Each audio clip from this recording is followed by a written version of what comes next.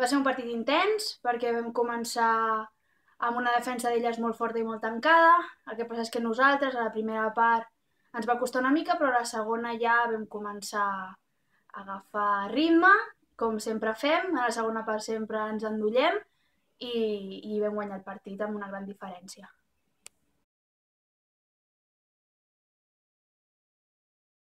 La veritat és que la gent del segon equip ens està ajudant molt en els partits que portem. Per desgràcia, les lesions de la Mònica i ara de la Tamara, que esperem que duri poquet, doncs elles ens estan aportant un toc d'energia i un toc de frescura que els hi agraïm molt.